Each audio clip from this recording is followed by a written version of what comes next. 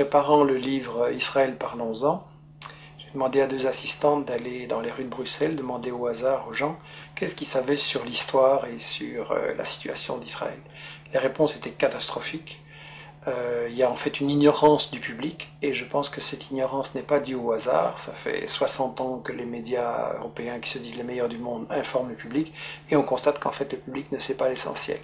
Je pense que c'est dû à une opération de propagande israélienne relayée par les médias, et je l'ai résumé dans ce que j'ai appelé les 10 grands médias mensonges qui justifient Israël. Le premier grand média mensonge, c'est qu'on nous dit qu'Israël a été créé en réaction au génocide contre les Juifs en 40-45. Ça, c'est totalement faux. En fait, c'est un projet colonial qui est bien plus vieux, qui a été décidé au congrès de Bâle en 1897. Le mouvement nationaliste juif décide de coloniser la Palestine. À ce moment-là, on emploie le mot colonialisme, il n'est pas du tout honteux. Et ils font appel aux puissances coloniales de l'époque pour qu'ils se rendent compte qu'ils ont besoin d'être protégés. Ils demandent à l'Empire turc qui n'est pas intéressé, mais l'Empire britannique, lui, est très intéressé parce qu'il veut absolument avoir des colons qui vont être installés là au milieu du monde arabe, entre la partie ouest et la partie est. Ils veulent affaiblir l'Égypte, qui est une puissance qui les inquiète. Ils veulent contrôler le canal de Suez, qui est la route vers la colonie des Indes, qui leur apporte énormément. Ensuite, les États-Unis vont prendre le relais. Eux, ce qui les intéresse, c'est le pétrole. Ils veulent un flic du pétrole. Et donc, cette création coloniale d'Israël ne date pas du tout de 40-45, c'est bien plutôt, c'est un projet colonial. Il faut rappeler qu'à l'époque, les puissances coloniales européennes se partagent l'Afrique comme un vulgaire morceau de gâteau. Il y a une conférence à Berlin en 1885 avec l'Angleterre, la France, le Portugal, la Belgique, l'Allemagne. On se partage l'Afrique comme un vulgaire gâteau. Il n'y a évidemment aucun Africain qui est invité, je veux dire. Et donc on est vraiment dans l'époque coloniale. Israël, c'est un projet colonial, il faut le dire. Alors, le deuxième grand mythe qui justifie Israël, c'est oui, mais les Juifs, en fait, ils retournent sur la terre dont ils auraient été chassés par l'Empire romain en 70 après Jésus-Christ. Ça, c'est aussi un mythe total, parce que, en fait, j'ai interviewé dans ce livre l'historien Shlomo Sand, qui a lui-même interviewé les historiens, les archéologues israéliens, et tout le monde dit non, il n'y a pas eu d'exode, et donc il n'y a pas de retour. En gros, les populations, elles sont restées là, elles n'ont pas bougé. Bien sûr, il y a eu des invasions, des migrations, des mélanges, mais en gros, elles n'ont pas bougé, les populations. C'est qu'il y a deux conséquences cocasses. La première, c'est que, au fond, les descendants des Juifs de l'époque de Jésus-Christ, c'est les Palestiniens qui vivent là aujourd'hui, maintenant. Et la deuxième conséquence, c'est que, alors, s'il n'y a jamais des gens qui sont partis, quels sont ces gens qui nous disent qu'ils reviennent? En fait, ce sont des convertis, des Européens de l'Est, de l'Ouest, des Maghrébins, qui se sont, à différents moments, pour différentes raisons, convertis à la religion juive. Et en fait, comme dit Shlomo Sand, le peuple juif, ça n'existe tout simplement pas. Il n'y a pas d'histoire commune, il n'y a pas de langue commune, il n'y a pas de culture commune, il y a juste une religion. Mais une religion, c'est pas un peuple. On ne parle pas de peuple chrétien, de peuple musulman, et donc pas de peuple juif non plus. Alors, le troisième grand mythe, c'est l'idée que, en fait, c'est pas grave s'ils se sont installés là en Palestine pour coloniser, parce que nous dit-on, c'était un désert, c'était une terre sans peuple, donc c'était vide. Ça aussi, c'est un mensonge total. En réalité, les témoins de l'époque, déjà au 19e, début 19e, disent la Palestine, c'est un océan de blé. Il y a des cultures et des exportations, notamment vers la France, de l'huile, du savon, les fameuses oranges de Jaffa. Et d'ailleurs, quand les colons britanniques et puis les colons juifs vont vouloir s'installer en Palestine à partir de 1920, les paysans palestiniens refusent de céder leurs terres, et donc il y a des révoltes, il y a des grèves générales, il y a des manifestations avec de nombreux morts, il va même y avoir une guérilla en Palestine, donc c'était tout sauf un désert, et tout ça n'a été brisé que par une répression très très féroce de l'occupant britannique et des sionistes ensuite. Alors on nous dit, oui c'est vrai, il y avait des Palestiniens, mais enfin ils sont partis d'eux-mêmes. Ça aussi c'est faux.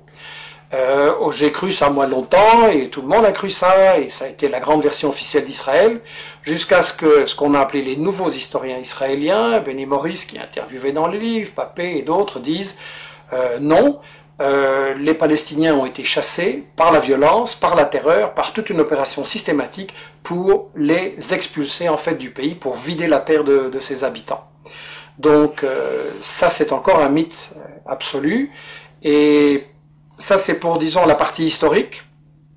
l'histoire d'Israël, tout ce qu'on nous cache, qui est très très important à comprendre.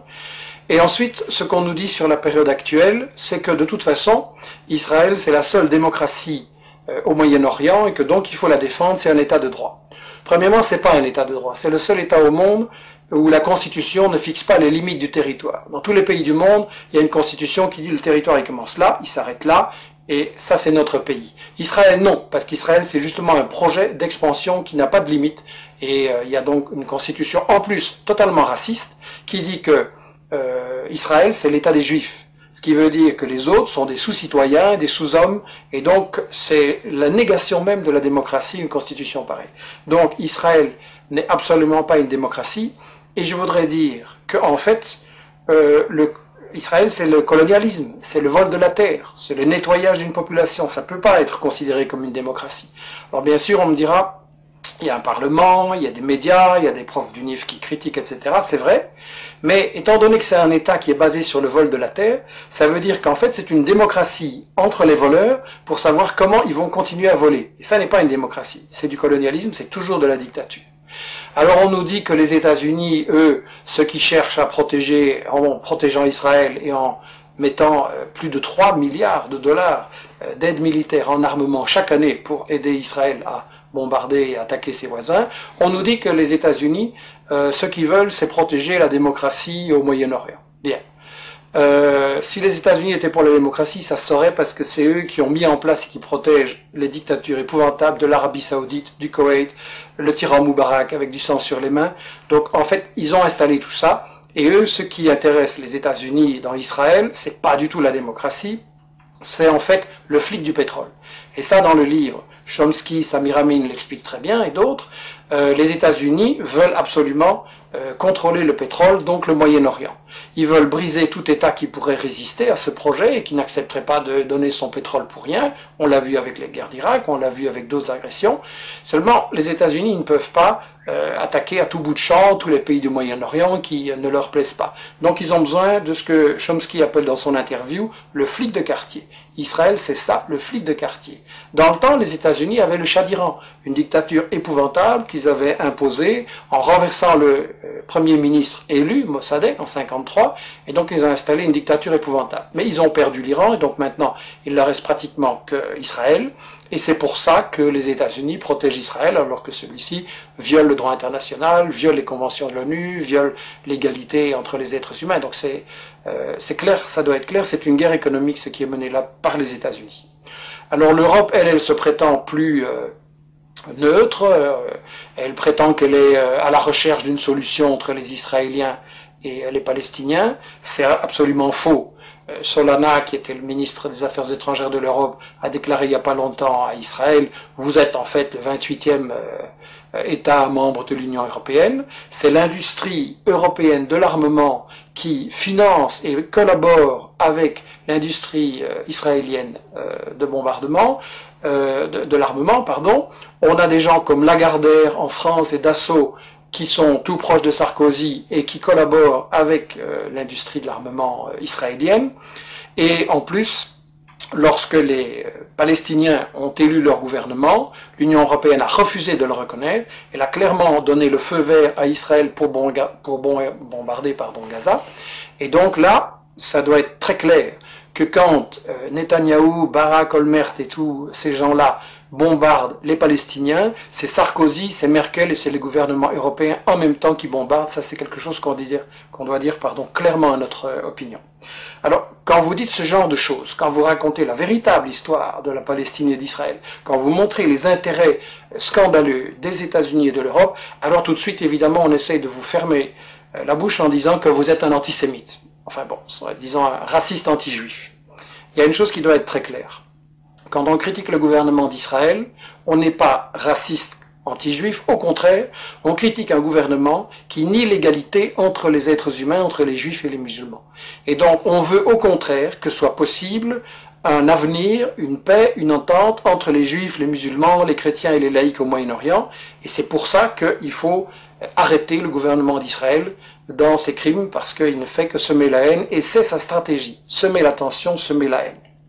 Alors là, ils répondent, et les médias relayent souvent l'idée, oui, mais les Palestiniens sont violents, c'est du terrorisme, etc. Je voudrais dire une chose. La vraie violence, c'est le colonialisme, c'est l'armée d'occupation israélienne qui a volé leurs terres, leurs maisons aux Palestiniens depuis 60 ans. C'est l'armée israélienne qui empêche les Palestiniens d'avoir une vie normale.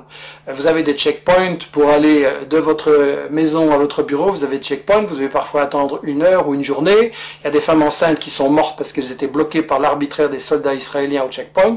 Donc, la violence, en fait, c'est l'occupation. Et je voudrais dire une chose, l'ONU, dans ses textes fondamentaux, reconnaît le droit de tout peuple colonisé, de tout peuple occupé, de résister par tous les moyens qu'il juge bons.